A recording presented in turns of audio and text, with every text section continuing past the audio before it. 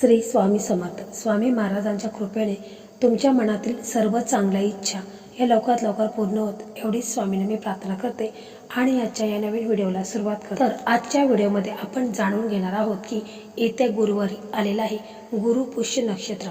तर बघा, या दिवशी गुरु पुष्य अमृत योग होतो. हा योग सकाळी 6:30 पासून दुपारी 3:34 पर्यंत होता. गुरु पुष्य अमृत योग हा सर्व कार्यांसाठी शुभ मानला जातो.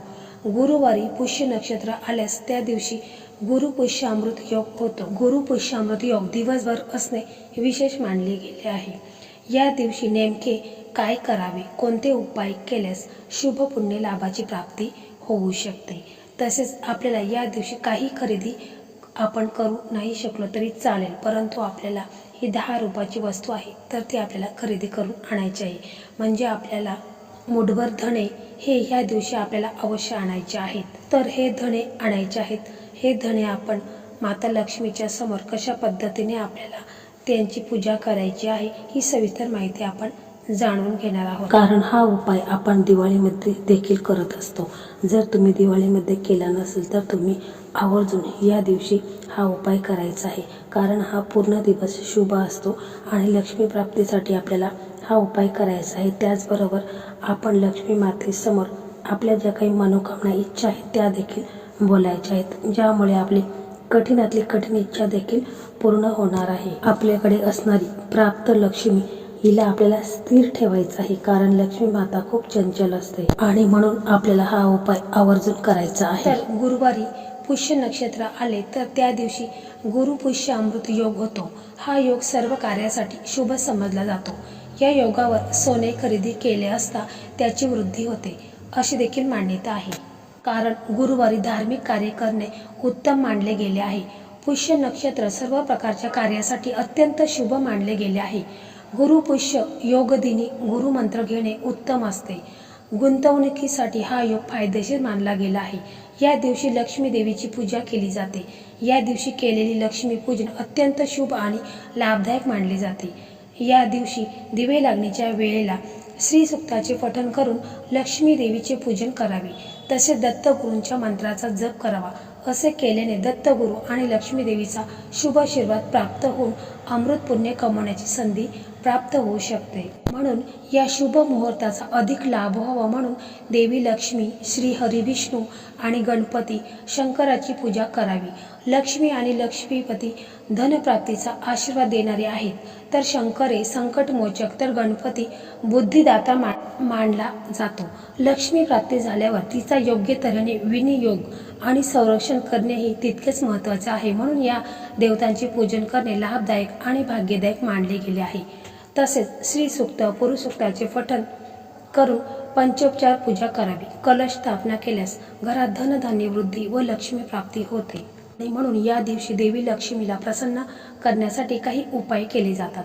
या दिवशी लक्ष्मी देवीची विशेष पूजा केली जाते. शक्य असेल तर कमळाचा उपयोग करून तयार केलेली माळ वापरून ओम श्रीं ह्रीं दारिद्र्ये विनाशन्य धनधान्य समृद्धी देही देही नम हा मंत्र तुम्ही 108 वेळा म्हणावा.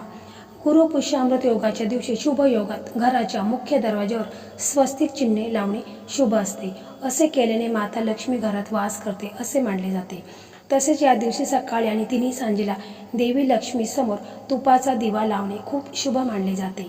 या दिवशी जर कोणी जास्त काळ पैसे गुंतवले तर त्याला भविष्यात चांगले फळ मिळते असंही म्हटले जाते. एवढेच नाही तर या नक्षत्रात शिल्पकलेचा आणि चित्रकलेचा अभ्यास सुरू करणे, घर बांधणे, नवीन काम सुरू करणे, नवीन व्यवसाय करणे, गुंतवणूक करणे इत्यादी शुभ असतात. गुरु पुष्य अमृत योगाचे फार महत्त्व आहे. या दिवशी हाती घेतलेल्या कामामध्ये यश मिळवायचे असल्यास आपल्या कुलदेवतेचे मनोभावे पूजा करणे शुभ फलदायक असते. गुरु पुष्य अमृत योग पूजा, मंत्र, तंत्र, संकल्प, साधना, जप करण्यासाठी अतिशय उत्तम आहे. आणि म्हणून या दिवशी आपण जर काही उपाय केले तर त्या उपायाचा देखील आपल्याला जास्तीत जास्त फळ हे प्राप्त होत असते. आणि म्हणून या दिवशी आपण काही उपाय, काही सेवाही करायची असतात. तर गुरु पुष्य अमृत योगाच्या दिवशी आपण आपलं घर देखील स्वच्छ करायचं आहे. घरामध्ये जाळी जळमट असेल ते काढायचे आहेत. तसेच आपला उंबरठा आहे तर तो देखील स्वच्छ पुसून घ्यायचा आहे. त्याच्यावरती शक्य असेल तर हळदीचं लेपन करायचं आहे. तसेच आपला प्रवेशद्वार आहे, मुख्य दरवाजा आहे, तिथे स्वस्तिक चिन्ह काढू शकता. आपली गॅसची शेगडी आहे, तिथे अन्नपूर्णा देवीचा वास असतो, तर ती देखील स्वच्छ घासून पुसून ठेवायची आहे.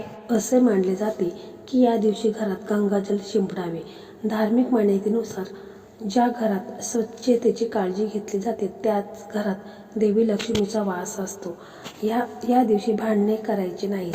इथे कुटुंबातील सदस्य प्रेमाने राहतात, त्या घरात देवी लक्ष्मीचा वास असतो. तर बघा, आपल्याला या दिवशी आपल्याला धणे आणायचे आहेत. जर तुम्हाला सोने खरेदी करणे शक्य नाही तर तुम्ही मुठभर धणे आणायचे आहेत. तसेच हा दिवस शुभ असतो, त्यामुळे तुम्ही हा उपाय सकाळी किंवा संध्याकाळी करू शकता. महिला हा उपाय करू शकता किंवा पुरुषांनी केला तरी देखील चालेल. घरातील कोणीही हा उपाय केला तरी देखील चालेल. त्यापूर्वी आपले तुळस आहे, तर तुळशी समोर देखील आपण तुपाचा दिवा अवश्य लावायचा. त्याच्यानंतर आपण आपल्या देवघरासमोर बसायचं आहे, तिथे देखील आपण एक तुपाचा दिवा लावायचा आहे.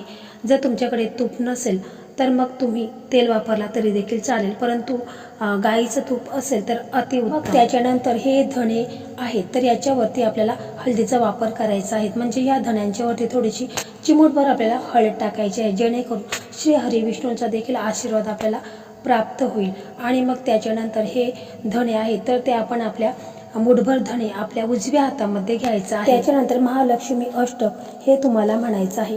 तसेच तुम्ही श्री सूक्ताचं पठण करू शकता किंवा कनकधारा स्तोत्र हे देखील म्हणू शकता किंवा श्रवण केलं तरी देखील चालेल. आणि त्याच्यानंतर महालक्ष्मी मातेचा बीज मंत्र ओम श्री महालक्ष्मी नमो नमः हा तुम्हाला 108 वेळा म्हणायचा आहे. म्हणजे या दिवशी तुम्ही जेवढी माता लक्ष्मीची सेवा कराल तेवढा तुम्हाला माता लक्ष्मीचा आशीर्वाद तुम्हाला प्राप्त होईल. श्री हरी विष्णूंचा देखील आशीर्वाद तुम्हाला प्राप्त होईल. त्याच्यानंतर हे मुठभर धणे आहेत, तर ते तुम्हाला माता लक्ष्मीच्या चरणापाशी अर्पण करायचं आहेत. आणि त्यावेळेस तुम्ही तुमच्या मनात जी काही इच्छा आहे, तुमच्या कुटुंबावरती कोणत्याही प्रकारचे संकटे असतील, अडचणी असतील, ज्या काही तुमच्या समस्या आहेत, पैशाबाबत असो, धनाबाबत असू द्या, त्या सर्व तुम्हाला मनापासून माता लक्ष्मीला म्हणायचं आहे. माता लक्ष्मीला तुम्हाला प्रार्थना करायची आहे, हात जोडून विनंती करायची आहे. पुन्हा आपल्याला मुठभर धणे घ्यायचे आहेत आणि त्याच्यावरती देखील अशाच प्रकारे सेवा करायची आहे. महालक्ष्मी मातेचा बीज मंत्र म्हणायचा आहे, श्री सुक्तम म्हणायचं आहे. आणि त्याच्यानंतर त्या धण्यांच्या मध्ये आपल्याला 1 रुपयाचं एक नाणं टाकायचं आहे. 3 अखंड लवंगा टाकायचे आहेत, तुटलेल्या फुटलेल्या घ्यायच्या नाहीत. त्याच्यानंतर एक पिवळं कापड किंवा लाल कापड घ्या, त्याच्यामध्ये हे जे धणे आहेत तर ते ठेवा आणि त्याची पोटली बनवा. आणि ही पोटली तुम्ही तुमच्या मुख्य प्रवेशद्वार आहे, तर त्याच्या आतल्या बाजूला ही पोटली तुम्हाला या दिवशीच लावायची आहे. आणि माता लक्ष्मीचा आशीर्वाद आपल्याला मिळाल्यावर आपल्या घराची भरभराट होईल, जेणेकरून माता लक्ष्मी ही आपल्या घरामध्ये प्रवेश करेल. त्याच्यानंतर बघा, आपण थोडे मुठभर धणे अजून घ्यायचे आहेत आणि मग त्या धण्यांच्या वरती देखील अशाच प्रकारे सेवा करायची आहे. आणि मग त्याची एक पोटली बनवायची आहे. आणि जर तुमचा व्यवसाय असेल, दुकान असेल, तर दुकानाच्या गल्ल्यामध्ये देखील तुम्ही अशाच प्रकारे ही पोटली ठेवायची आहे. किंवा तुमचा देवघर असेल किंवा देवघरामध्ये ठेवली तरी देखील चालेल. किंवा जर तुमची तिजोरी असेल, जिथे आपण सोनं नाणं पैसा ठेवतो, त्या ठिकाणी देखील ही पोटली आपल्याला अशाच पद्धतीने ठेवायची आहे. त्याच्यानंतर पुन्हा आपल्याला थोडेसे धणे घ्यायचे आहेत आणि त्या धण्यांच्या मध्ये थोडीशी पिवळी मोहरी टाकायची आहे, 2 लवंगा टाकायच्या आहेत आणि त्याची देखील एक छोटीशी पोटली बनवायची आहे. किंवा कागदाची पुडी बनवून ठेवली तरी देखील चालेल. आणि तुमच्या घरातील जो कर्ता पुरुष आहे, जो कमवणारा आहे, तर त्याच्या पॉकेटमध्ये हे ठेवून द्यायचं आहे. यामुळे त्या व्यक्तीवर माता लक्ष्मीचा आशीर्वाद भरभरून राहील व त्या व्यक्तीची प्रगतीही होत राहील. पैशाच्या ज्या काही समस्या अडचणी आहेत तर त्या देखील दूर होतील. त्याच्यानंतर थोडेसे चिमूटभर धणे घ्यायचे आहेत, त्याच्यामध्ये आपण थोडी पिवळी मोहरी टाकायची आहे. त्याच्यानंतर थोडे धणे घ्यायचे आहेत, त्याच्यावरती आपल्याला पिवळी मोहरी टाकायची आहे, 2 तेजपत्ता टाकायचा आहे आणि 2 अखंड लवंगा टाकायच्या आहेत आणि भीमसेन कापूरच्या 2 वड्या टाकायच्या आहेत आणि हे पेटवायचं आहे. आणि अशा पद्धतीने पेटवायचं आहे की जेणेकरून धूर पूर्ण आपल्या घरामध्ये जाईल, अशा पद्धतीने धूर करायचा आहे. पूर्ण घरभर हा धूर फिरवायचा आहे, जेणेकरून आपल्या घरामध्ये जी काही नकारात्मकता आहे, जे काही दोष आहे, जे काही करणेबाध आहे, ती दूर होईल. माता लक्ष्मीचा श्री हरिविष्णूंचा आशीर्वाद तुम्हाला प्राप्त होईल. त्याच्यानंतर आपण लक्ष्मी मातेच्या चरणापाशी थोडे धणे ठेवलेले आहेत, तर ते धणे घ्यायचे आहेत. त्याच्यामध्ये 1 रुपयाचं नाणं घ्यायचं आहे आणि 2 लवंगा टाकायच्या आहेत, 2 हिरव्या वेलच्या टाकायच्या आहेत आणि त्याची पोटली करून ती आपण आपल्या देवघरामध्ये ठेवायचे आहे, जेणेकरून आपण रोजची रोज देवपूजा करत असतो त्यावेळेस त्या पोटलीची देखील आपण पूजा करायची आहे. माता लक्ष्मीचा आशीर्वाद, श्री हरी विष्णूंचा आशीर्वाद आपल्याला प्राप्त होईल व आपल्या घराची भरभराट होईल. तर अशा प्रकारे आपल्याला हा उपाय आहे तर आवर्जून गुरुपुष्यामृत योगावरतीच करायचा आहे, कारण 3.5 मुहूर्तापैकी हा एक शुभ मुहूर्त असतो आणि या दिवशी केलेली सेवा, जे काही उपाय आहेत तर त्याचा आपल्याला लाभ हा होत असतो. फक्त मुठभर धने आपल्याला लागणार आहेत. तर मंडळी, अशा प्रकारे आजचा हा व्हिडिओ होता. तर हा व्हिडिओ तुम्हाला कसा वाटला कमेंटमध्ये नक्की सांगा. व्हिडिओ आवडला तर व्हिडिओला लाईक करा, शेअर करा आणि चॅनलला सबस्क्राईब करा. धन्यवाद.